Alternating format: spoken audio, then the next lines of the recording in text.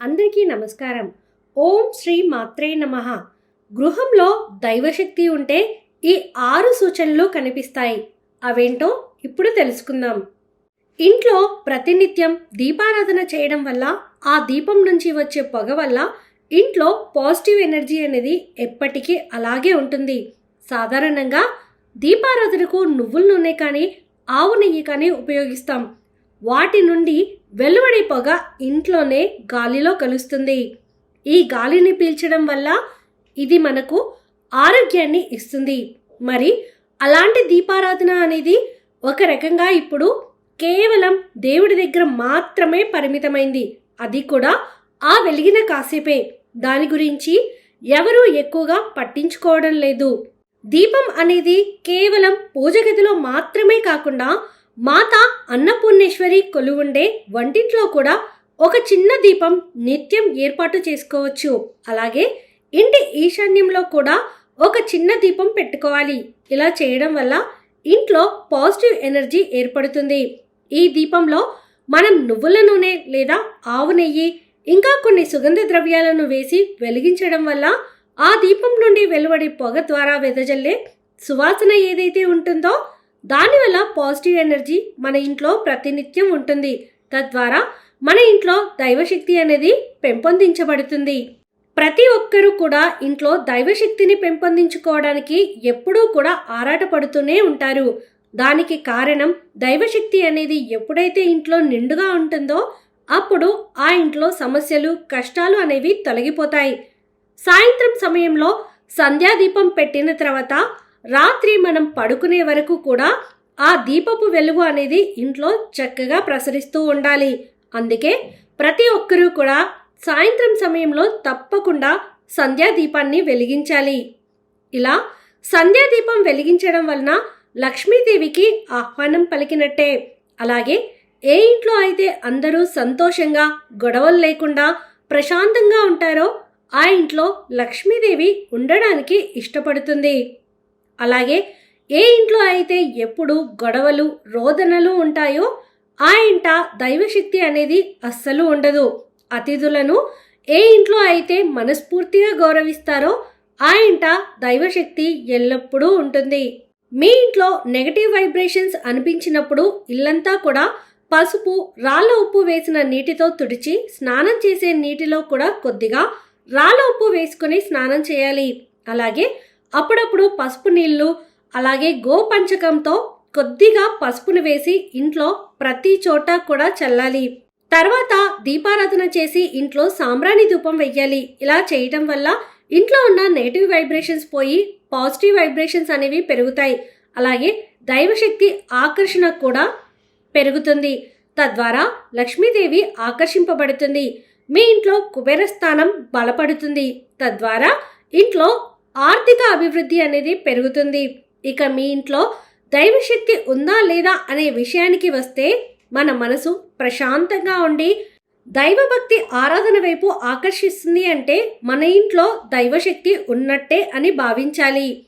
ఎప్పుడు ఏదో ఒక సమస్యతో ఇంట్లో గందరగోళమైన పరిస్థితులు ఏర్పడుతూ మనసు దైవభక్తి వైపు వెళ్ళడం లేదు అంటే ఇంట్లో పాజిటివ్ ఎనర్జీ లేదని గుర్తుంచుకోండి. అలాగే మీ ఇంట్లో నకారాత్మక శక్తులు ఉన్నాయి అని అర్థం. ఈ పరిస్థితిని గుర్తించి దైవశక్తి ఇంట్లోకి వచ్చేలా నియమాలు పాటించాలి.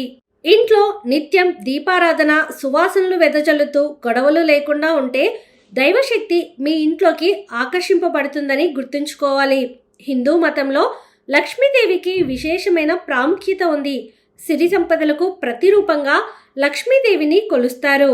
లక్ష్మీదేవి అనుగ్రహం పొందిన వ్యక్తి జీవితంలో ఆర్థిక సమస్యలన్నీ తొలగిపోతాయని వేద పండితులు చెబుతున్నారు. జ్యోతిష శాస్త్రం ప్రకారం మంచి రోజులు ప్రారంభమయ్యే ముందు సదరు వ్యక్తికి మంచి కళలు వస్తాయి. కలలో దేవుణ్ణి చూడడం, కలలో నిధి కనిపించడం, చెట్లు మొక్కలు పచ్చదనంగా కనిపించడం జరుగుతుంది. కలలో ఇవి కనిపిస్తే త్వరలోనే మీ జీవితంలో మంచి రోజులు రాబోతున్నాయని అర్థం. మీ జీవితంలో మంచి రోజులు రాబోవడానికి ముందు ఇంట్లో ఆహ్లాదకరమైన పరిస్థితులు ఏర్పడతాయి. వాతావరణం సానుకూలంగా మారడం ప్రారంభమవుతుంది. ఒక వ్యక్తి ఏదైతే అనుకున్నాడో అదే నిజం కావడం ప్రారంభమవుతుంది. అంతేకాదు వ్యక్తిలో సానుకూల శక్తి కూడా ప్రవహిస్తుంది. మంచి రోజులు రావడానికి ముందు మీ ఇంట్లో చెట్లు మొక్కలు పచ్చగా ఎదుగుతూ ఉంటాయి. ముఖ్యంగా తులసి మొక్క పచ్చగా అందంగా కనిపిస్తూ ఉంటుంది. అదేవిధంగా ఇంట్లోని అరటి చెట్లు మనీ ప్లాంట్ కూడా పచ్చగా మారతాయి. ఈ సంకేతం కూడా శ్రేయస్సుకు చిహ్నంగా పండితులు చెబుతున్నారు. జ్యోతిష శాస్త్రంలో ఒక వ్యక్తి తన ఇంట్లో నల్ల చీమల గుంపును చూసినప్పుడు, ఉదయం శంఖధ్వని విన్నప్పుడు మంచి సంకేతంగా పేర్కొంటారు. ఇవి మీకు కనిపించినట్లయితే లక్ష్మీదేవి మీ పట్ల ప్రసన్నురాలు అయ్యిందని, అంతేకాదు లక్ష్మీదేవి త్వరలోనే మీ ఇంటికి వస్తుందని సంకేతం. అలాగే పావురం తప్ప మరేదైనా పక్షి మీ ఇంట్లో గూడు కట్టుకొని గుడ్లు పెడితే అది కూడా చాలా శుభప్రదంగా పరిగణించబడుతుంది. దీని అర్థం రాబోయే కాలంలో కొత్త ఆదాయ మార్గాలకు దారులు ఏర్పడతాయని, ఆర్థిక సంక్షోభాన్ని అధిగమించగలుగుతారని చెబుతున్నారు. గుడ్లగూబను లక్ష్మీదేవి వాహనంగా పరిగణిస్తారు. అటువంటి పరిస్థితిలో మీరు అకస్మాత్తుగా గుడ్లగూబను చూసినట్లయితే అది శుభప్రదంగా పరిగణించబడుతుంది. అలాగే త్వరలో ఆర్థిక లాభాలతో సంతోషం కూడా కలుగుతుందని అర్థం. మీరు ఉదయం నిద్ర లేచి ఎవరైనా తుడుచుకోవడం చూస్తే అది కూడా శుభసూచకంగా పరిగణించబడుతుంది. మీరు త్వరలో ఆర్థిక ప్రయోజనాలను పొందబోతున్నారని, లక్ష్మీదేవి అనుగ్రహం కలుగుతుందని అర్థం. ఇంట్లో ఒకేసారి 3 బల్లులు కనిపిస్తే త్వరలో లక్ష్మీదేవి మీకు ప్రత్యేక అనుగ్రహాన్ని ఇవ్వబోతుందని అర్థం. ఫలితంగా చాలా ప్రాంతాల నుంచి అకస్మాత్తుగా డబ్బు రావడం మొదలవుతుంది మరియు మరింత డబ్బు మీ చేతిలో ఉంటుంది. ఎప్పుడూ ఇల్లు శుభ్రంగా సంతోషంగా ఎలాంటి గొడవలు లేకుండా ఉంటే ఇంటికి లక్ష్మీదేవి ఇష్టంగా వస్తుందని పండితులు చెబుతున్నారు. లక్ష్మీదేవి నివసించే ఇల్లు ఆనందం శ్రేయస్సును కలిగిస్తుందని వేద పండితులు చెబుతున్నారు. ఇక ఇప్పుడు మీ ఇంట్లో దరిద్ర దేవత ఉంటే ఎలాంటి సంకేతాలు కనిపిస్తాయో మనం తెలుసుకుందాం. మీ ఇంట్లో దరిద్ర దేవత ఉన్నదని తెలిపే 5 సూచనలు ఇవే. లక్ష్మీదేవికి ఒక అక్క ఉంది. ఆమెని దరిద్ర దేవత అని, లేదా జ్యేష్ఠ దేవత అని, లేదా ఆలక్ష్మి అని అంటారు. లక్ష్మీదేవి ఆలక్ష్మి ఇద్దరూ కూడా క్వైట్ ఆపోజిట్గా ఉంటారు. సిరి సంపదలకు ఆది దేవత లక్ష్మీదేవి. హిందూ పురాణాల ప్రకారం పాల సముద్రం నుంచి లక్ష్మీదేవి జన్మించింది. అయితే లక్ష్మీదేవికి ఒక అక్క కూడా ఉంది. ఈ విషయం చాలా మందికి తెలియదు. జీవితంలో లక్ష్మీ కటాక్షం ఉండాలని అందరూ కోరుకుంటూ ఉంటారు. అయితే లక్ష్మీదేవి సోదరి మాత్రం దీనికి వ్యతిరేకం. ఆమె పేరు ఆలక్ష్మి. పాల సముద్రాన్ని మరించినప్పుడు దరిద్ర దేవత పుట్టింది. దరిద్ర దేవత తర్వాత ఆలాహలం పుట్టింది. ఆ తర్వాత లక్ష్మీదేవి పుట్టింది. లక్ష్మీదేవి పుట్టిన తర్వాత అమృత కలశంతో ధన్వంతరి అవతరించారు. పాల సముద్రం నుంచి పుట్టిన లక్ష్మిని తనని వివాహం చేసుకోవాలని విష్ణువు భావిస్తాడు. అయితే అప్పుడు లక్ష్మీదేవి తనకన్నా పెద్దది అయినటువంటి సోదరి వివాహం జరిగిన తర్వాతే నేను వివాహం చేసుకుంటానని అంటుంది. దీంతో ఆ లక్ష్మికి తగిన వరుడి కోసం శ్రీహరి ఎంత వెతికినా ప్రయోజనం ఉండదు. పెళ్లాడడానికి ఎవరూ అంగీకరించరు. చివరికి ఉద్దానక మహర్షి ఒప్పుకొని ఆమెను వివాహం చేసుకుంటాడు. ఆ లక్ష్మికి కారం మరియు పుల్లని పదార్థాలు అంటే ప్రీతి. అందుకే ఇంటి ముందు నిమ్మకాయలు మిరపకాయలు వేలాడదీస్తారు. ఆ లక్ష్మి ప్రవేశించిన ఇంటిలో పేదరికం తాండవం చేస్తుంది. ఆ సమయంలో లక్ష్మిని ఎంత ప్రార్థించినా ప్రయోజనం ఉండదు. ఎందుకంటే ఆ లక్ష్మి ఉన్న చోట లక్ష్మి ఉండదు. అక్కా చెల్లెళ్ళు అయినప్పటికీ లక్ష్మీదేవికి ఆ లక్ష్మికి అస్సలు పడదు. వాళ్ళిద్దరూ ఎప్పుడూ ఒక చోట కలిసి ఉండరు. ఏ మనిషి కూడా దరిద్ర దేవత ఇంట్లో ఉండాలని కోరుకోడు. ఎందుకంటే దరిద్ర దేవత ఇంట్లో ఉంటే ఎప్పుడు దరిద్రం తాండవిస్తుంది. దరిద్ర దేవత ఇంట్లో ఉంటే కొన్ని సూచనలు మనకు కనిపిస్తూ ఉంటాయి. అలాంటి సూచనలు కనిపించినప్పుడు దరిద్ర దేవతను వెళ్ళగొట్టే పరిహారాలు చేయాలి. అప్పుడే దరిద్ర దేవత మీ ఇంటిని వదిలి వెళుతుంది. మరి ఇంతకీ దరిద్ర దేవత ఇంట్లో ఉంటే ఎలాంటి సూచనలు కనిపిస్తాయి అనే విషయాన్ని మనం ఇప్పుడు తెలుసుకుందాం. మొదటి సూచన ఏమిటంటే, ఎవరి ఇంట్లో అయితే అందరూ ఎప్పుడూ నీరసంగా ఉంటారో ఆ ఇంట్లో దరిద్ర దేవత ఉన్నదని అర్థం చేసుకోవచ్చు. అంటే కొంతమంది ఇల్లు చూస్తే ఆ ఇంట్లో వాళ్ళు ఎప్పుడూ నీరసంగా ఓపిక లేనట్టు ఉంటూ ఉంటారు. ఏ పనిని గబాగబా చేయరు. నిదానంగా ఎందుకురా బాబు ఈ పని చేస్తూ ఉన్నాం అన్నట్టు చేస్తూ ఉంటారు. అలా ఇంట్లో వారందరూ కారణం లేకుండా నీరసంగా ఉన్నారంటే ఆ ఇంట్లో దరిద్ర దేవత అనగా జ్యేష్ఠాదేవి ఉన్నదని సంకేతం. ఇక రెండవ సూచన ఏమిటంటే, ఏ ఇంట్లో అయితే దరిద్ర దేవత ప్రవేశించి నివాసం ఏర్పరచుకుంటుందో ఆ ఇంట్లోనే పిల్లలు తల్లిదండ్రుల మాట వినరు, మొండికేస్తూ ఉంటారు, పెద్దవాళ్లకు ఎదురు చెబుతూ ఉంటారు, పెద్దల పట్ల అస్సలు గౌరవం చూపించరు. దరిద్ర దేవత ఇంట్లో ఉందని తెలిపే రెండవ సూచన. ఇక మూడవ సూచన ఏమిటంటే, ఆడవాళ్ళు ఊరికే ఏడవడం. ఏ ఇంట్లో దరిద్ర దేవత ఉంటుందో ఆ ఇంట్లోని ఆడవారు చిన్న విషయాలకే ఏడ్చేస్తూ ఉంటారు, చిన్న మాటలకే ఏడుస్తూ ఉంటారు. అలా మీ ఇంట్లో ఆడవారు కూడా చీటికి మాటికి ఏడుస్తూ ఉంటే దరిద్ర దేవత మీ ఇంట్లో తిష్ట వేసిందని గుర్తుంచుకోండి. ఇది దరిద్ర దేవత మీ ఇంట్లో ఉందని తెలిపే మూడవ సంకేతం. ఇక నాలుగవ సంకేతం ఏమిటంటే, అన్నం పప్పు తరచుగా మాడిపోవడం. ఎవరి ఇంట్లో అయితే పదే అన్నం మాడిపోతూ ఉంటుందో, పప్పులు కూరలు మాడిపోతూ ఉంటాయో వారి ఇంట్లో దరిద్ర దేవత ఉన్నదని అర్థం చేసుకోవాలి. చాలామంది ఇంట్లో కూరలు మాడిపోతే ఆడవాళ్లకు మతిమరుపు వచ్చి అలా జరుగుతుంది అనుకుంటూ ఉంటారు. కానీ అది కాదు. దరిద్ర దేవత ఇంట్లోకి వచ్చినప్పుడు అలా అన్నం కూరలు మాడిపోతూ ఉంటాయి. ఇది దరిద్ర దేవత ఇంట్లో ఉందని తెలిపే నాలుగవ సంకేతం. ఇక ఐదవ సంకేతం ఏమిటంటే దుర్వాసన. కొంతమంది ఇళ్లలో ఒక రకమైనటువంటి బూజుల వాసన, దుర్వాసన వస్తూ ఉంటుంది. ఇల్లంతా క్లీన్ చేసినప్పటికీ ఆ వాసన పోదు. ఎందుకంటే అది దరిద్ర దేవతతో పాటు మీ ఇంట్లోకి వచ్చిన వాసన. మీరు ఎన్ని చేసినా ఆ వాసన పోదు. అలా దుర్వాసన రావడం అనేది దరిద్ర దేవత ఇంట్లో ఉందని తెలిపే ఐదవ సంకేతం.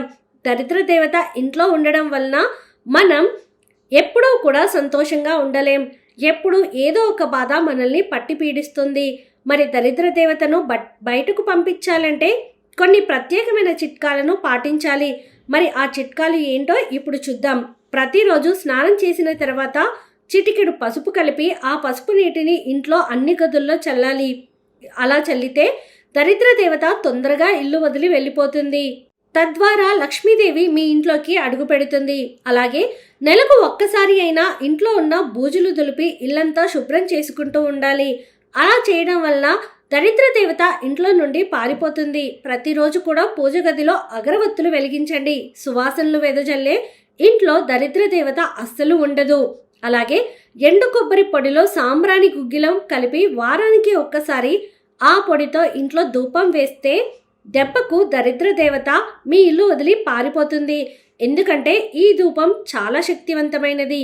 ఇలా దరిద్ర దేవత ఇంట్లో ఉందని సూచనలు కనిపించినప్పుడు ఈ చిన్న చిన్న చిట్కాలు పాటించినట్లయితే తప్పక దరిద్ర దేవత మీ ఇంటిని వదిలి వెళ్ళిపోతుంది.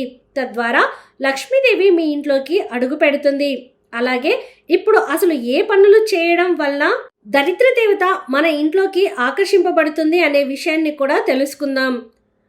మన జీవితంలో ఎన్నో తప్పులు చేస్తూ ఉంటాం. అవి చిన్నవే కదా అని తేలికగా తీసుకుంటూ ఉంటాం. కానీ అవి మన పాలిట శాపంగా మారతాయి.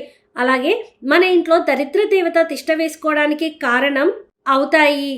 తెల్లవారిన తర్వాత ఎక్కువసేపు పొద్దుపోయే వరకు నిద్రించకూడదు. చాలామంది ఇళ్లలో చూసుకుంటే తెల్లారిన తర్వాత సూర్యుడు నడినెత్తి మీదకు వచ్చే వరకు పడుకునే ఉంటారు. కానీ అలా చేస్తే దరిద్ర దేవత మీ ఇంటి వైపు ఆకర్షింపబడుతుంది.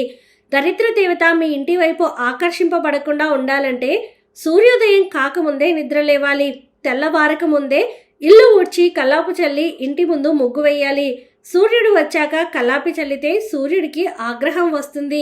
అలాగే సూర్యుడు వచ్చే వరకు నిద్రపోవడం కూడా అస్సలు ఆ ఇంటికి మంచిది కాదు. కనుక దరిద్ర దేవత మీ ఇంటి వైపు ఆకర్షింపబడకుండా ఉండాలంటే ఉదయాన్నే లేవడం అలవాటు చేసుకోవాలి. సూర్యుడు రాకముందే స్నానాదులు అందరూ పూర్తి చేసుకోవాలి.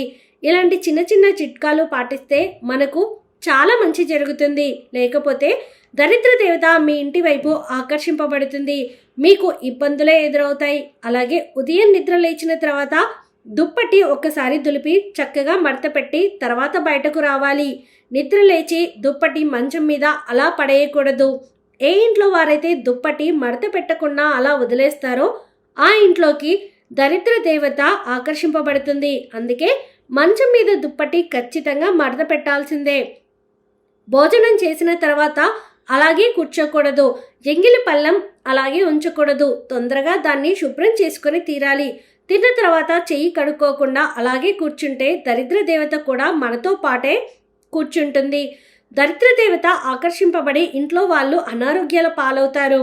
అలాగే దరిద్ర దేవత మన ఇంటి వైపు ఆకర్షింపబడకుండా ఉండాలంటే మాసిన బట్టలను ఉతికిన తర్వాత మీరు స్నానం చేయాలి. బట్టలు ఉతికిన నీళ్లు కాళ్ళ మీద పోసుకోకూడదు. అలా పోసుకుంటే మీకు దరిద్రం పడుతుంది. అంతేకాదు, దరిద్ర దేవత మీ ఇంటి వైపు ఆకర్షింపబడకుండా ఉండాలంటే వంటగదిలో పాత్రలు పట్టుకోవడానికి ఉపయోగించే మసిగుడ్డలను పొత్తుపోయిన తర్వాత ఉతకకూడదు. అలాగే చీపురుని ఎప్పుడూ కూడా నిలబెట్టకూడదు. సాయంత్రం పూట ఎప్పుడూ కూడా నిద్రపోకూడదు. అలాగే సాయంత్రం సమయంలో భార్యాభర్తలు కలవకూడదు. ఎవరితో గొడవ పడకూడదు. సాయంత్రం ప్రదోషకాలంలో ధ్యానం చేసుకుంటే చాలా మంచిది. సాయంత్రం 6 తర్వాత ఇంటికి ఉప్పు, సూది, కోడిగుడ్లు వంటివి తీసుకురాకూడదు. ఒకవేళ వాటిని తెచ్చుకుంటే దరిద్రాన్ని మీ వెంట తెచ్చుకున్నట్లే. అలాగే సూర్యాస్తమయం తర్వాత ఇల్లు ఊడవకూడదు. స్త్రీలు ఇంట్లో జుట్టు విరబోసుకొని తిరగకూడదు.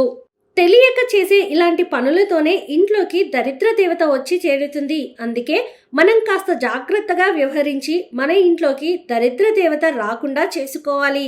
మీరు కూడా ఇలాంటి చిన్న చిన్న చిట్కాలను పాటించి దరిద్ర దేవతకి దూరంగా ఉండి లక్ష్మీదేవి మీ ఇంట్లోకి వచ్చేలా చేసుకోండి. ఈ వీడియో మీకు నచ్చితే ప్లీజ్ లైక్ చేయండి. మరికొంతమందికి వీడియోని షేర్ చేయండి. ఫస్ట్ టైం ఛానల్ని చూసిన వారు సబ్స్క్రైబ్ చేసుకుని పక్కనే ఉన్న బెల్ ఐకాన్ని క్లిక్ చేయండి. ఆ లక్ష్మీదేవి అనుగ్రహంతో అందరూ ఆనందంగా, ఆరోగ్యంగా, అష్టైశ్వర్యాలతో ఉండాలని మనస్ఫూర్తిగా కోరుకుంటున్నానండి. సర్వే జనా సుఖినో భవంతు.